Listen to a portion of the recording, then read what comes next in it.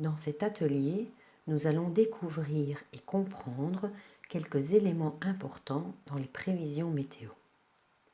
Pour commencer, visionnons un bulletin météo et demandons aux élèves de relever les termes importants dans les prévisions. Nous pourrons ensuite noter les termes retenus et les regrouper par catégorie. Et finalement, compléter le tableau reprenant chaque paramètre étudié, son unité de mesure ainsi que l'instrument de mesure qui lui est associé. La température, mesurée en degrés centigrades grâce à un thermomètre. La pression, mesurée en hectopascal ou en millibars à l'aide d'un baromètre. Les précipitations, que l'on mesure en millimètres ou en litres par mètre carré grâce à un pluviomètre. Et le vent, dont on mesure la direction dans les points cardinaux nord, sud, est, ouest grâce à une girouette et la vitesse en km/h à l'aide d'un anémomètre.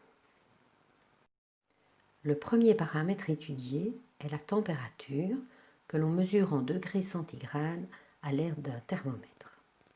Pour construire notre thermomètre et en comprendre le fonctionnement, nous aurons besoin du matériel suivant: un Erlenmeyer ou une petite bouteille, un tube en verre ou une paille, un bouchon percé, de l'eau, un bac rempli d'eau froide avec des glaçons et un autre bac rempli d'eau chaude.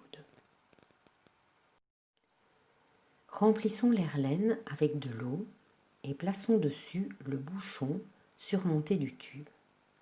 Appuyons légèrement sur le bouchon de manière à ce que l'eau monte un peu dans le tube.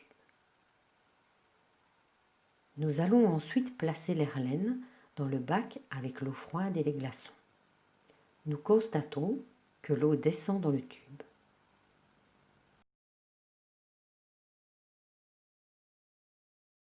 Enfin, plaçons l'Erlen dans le bac avec l'eau chaude. Nous voyons que l'eau monte.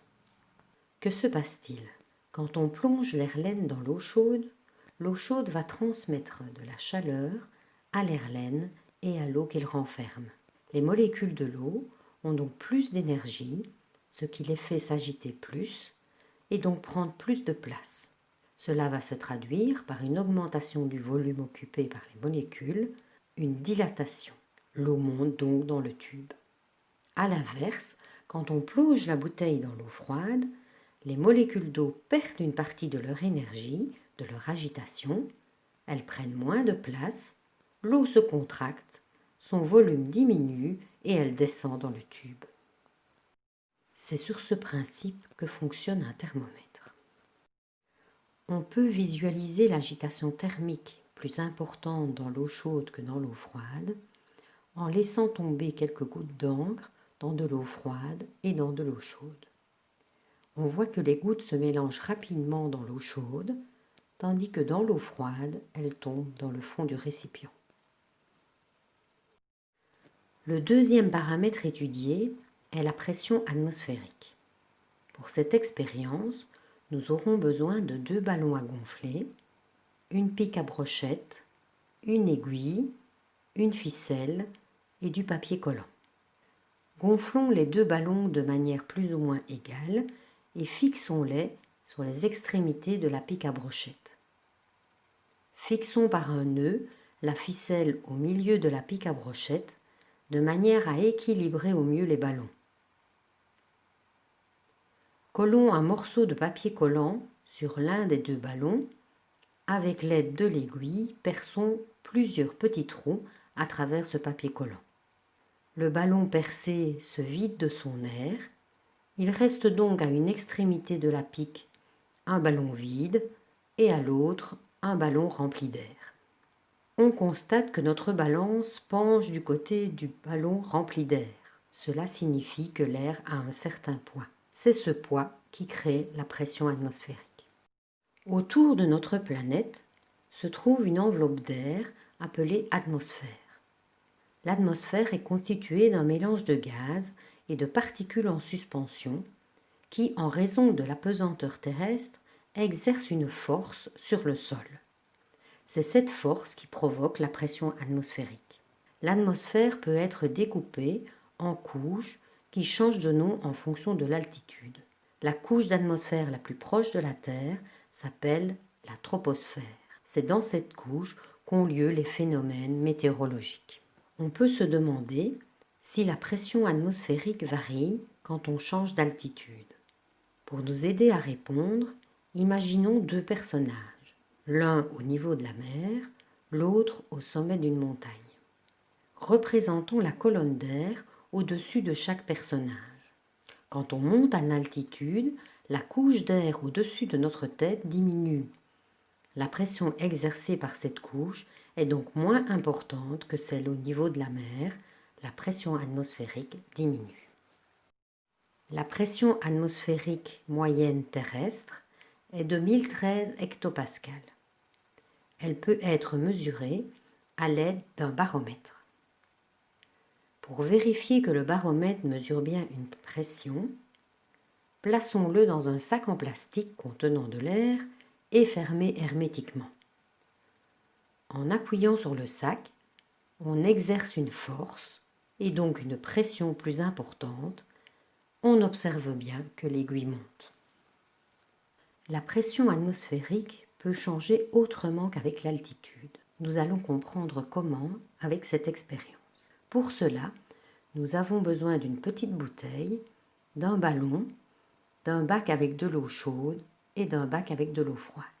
Plaçons le ballon sur le goulot de la bouteille et plaçons la bouteille dans le bac d'eau chaude.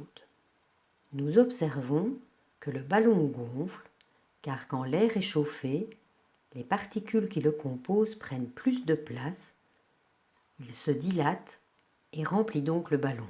Plaçons ensuite la bouteille dans le bac d'eau froide. À ce moment, l'air à l'intérieur de la bouteille se refroidit et prend moins de place. Le ballon rétrécit donc. Au contact de la Terre, il se passe la même chose. L'air se réchauffe à cause des rayons du soleil et de la chaleur émise par le sol. Il se dilate, sa densité diminue et il s'élève. Ce qui va créer sur la Terre une pression moins grande. Apparaît alors une dépression, c'est-à-dire une zone où la pression atmosphérique est inférieure à la pression moyenne de 1013 hectopascales. C'était le cas dans notre bulletin météo, puisque la pression était de 1011,5 hectopascales. En s'échauffant, l'air emporte avec lui de l'humidité. Ensuite, avec l'altitude, il va se refroidir. L'humidité peut alors se transformer en nuage. Une dépression est donc synonyme de prévision de précipitation.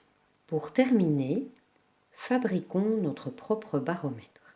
Pour cela, nous avons besoin d'un ballon à gonfler, d'un gobelet, d'une pique à brochette, d'une paire de ciseaux et de papier collant.